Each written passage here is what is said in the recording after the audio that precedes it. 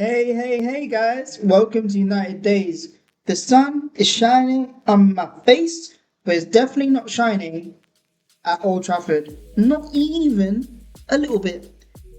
Because I tell you what, I hope all those players are sitting in a dark room. But yeah, this video today, I really want to go into what's going to happen to Ruben Amorim because honestly, is there a way back?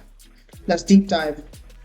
But first, let's roll that intro.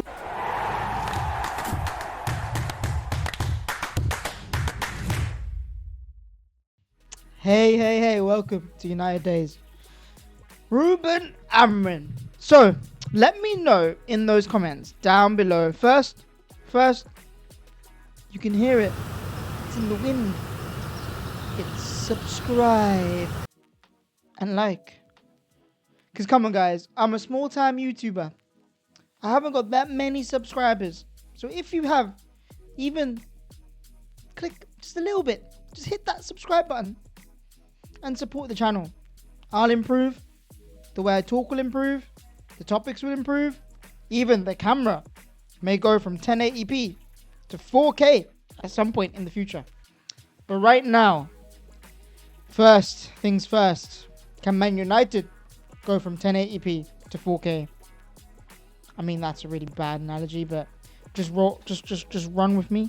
Run with it. Yeah. I mean, what do you even say? What do you even say about that weekend performance? That weak ass performance. Well, one thing's for sure. Ruben Amorim, the writing's on the wall. I don't know what happens to our club.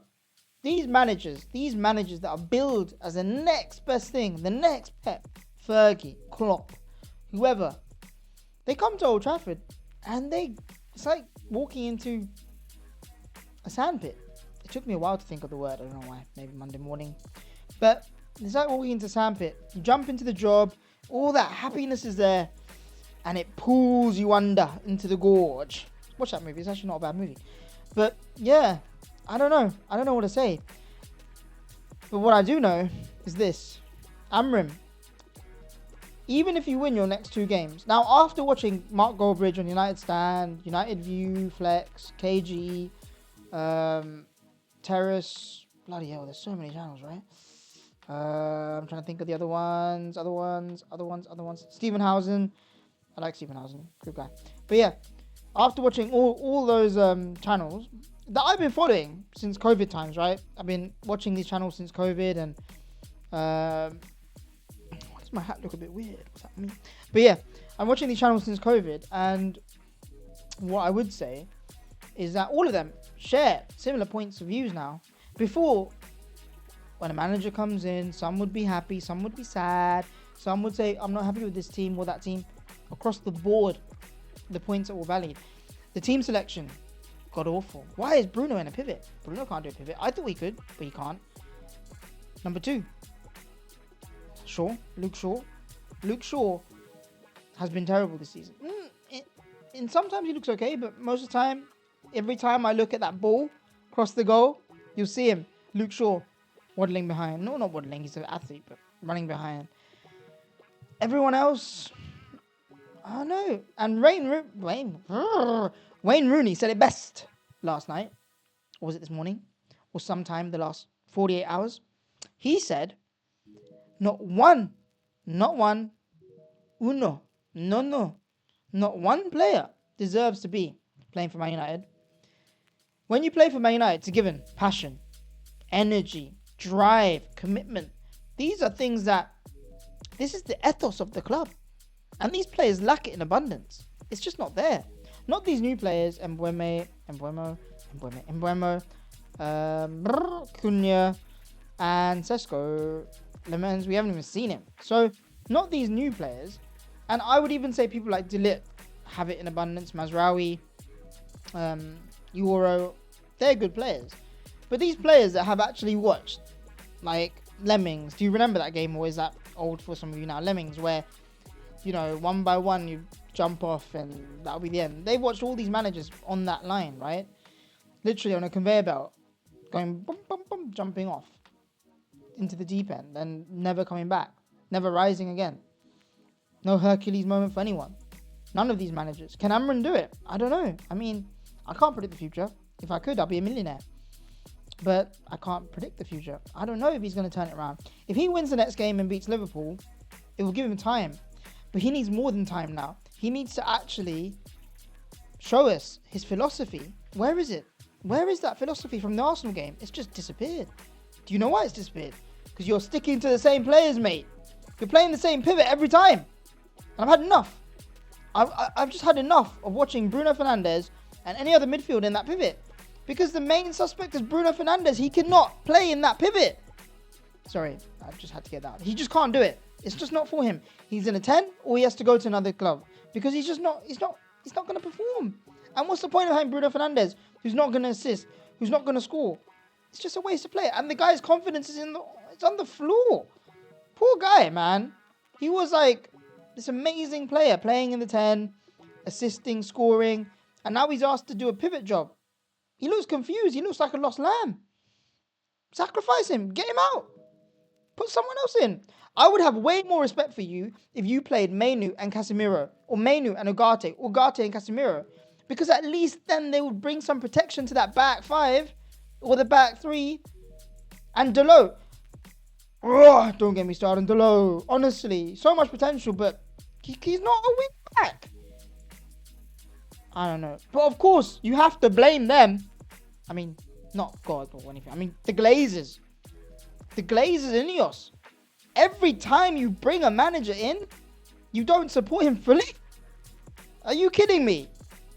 You can't do a half-assed job. How are you freaking billionaires? Oh yeah, nepotism, right? Let's be honest. Ineos, Ratcliffe, how do you run companies? Doing a half-assed job. A manager needs tools to succeed, doesn't he?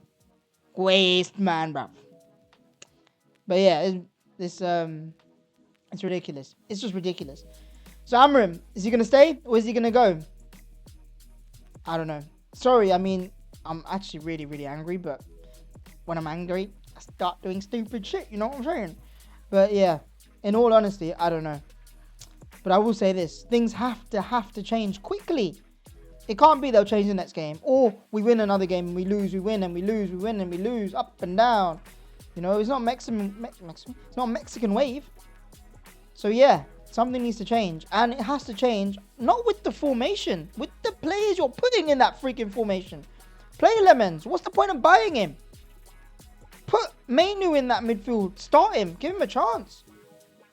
Put Bruno at 10. Or if not, put him on the bench. Take him out of the limelight. Sometimes players need to be taken out of the limelight. Sometimes a player is not going to suit the next chapter of that club. And you need to let them go. Or they need to go. It's not fair on the players, it's not fair on the club, it's not fair on the fans. So make a decision. Somebody grow a pair in that club and make some decisions. So yeah, 5 things Amorim has to change. Quickly, let's go. Firstly, the players in the pivot. Secondly, bring in the new goalkeeper. Thirdly, show us what you want to show us on the pitch. You've got them for a week each time. Bring what you show on the training ground into the game. Possession-based football, fast, fluid attacks, centre-back, pushing up. All of this stuff, we know what you want to do. Show it. And the only way you're going to show it is by changing that pivot. Stick with Sesko, he's a good player. He'll score goals. But create Dorgu. Whip those balls in high. Hopefully, well, if Ahmad's feeling okay, if he can come in, yeah, play him as a right back because Delot is useless. He's just not a right back. He needs to go to another club because honestly, as a back 4, he'll be fine, but as a right back, no chance. It's just not his position. It's just not his style. And that right back Amorim position should be a winger anyway. So Ahmad kind of suits it to T. Or Mazraoui, because Mazraoui is just amazing. But he's injured, isn't he? So, yeah. So what was that? That was the goalkeeper, pivot, show us training on the pitch. Number 4, make the right substitutions. Do not wait too late.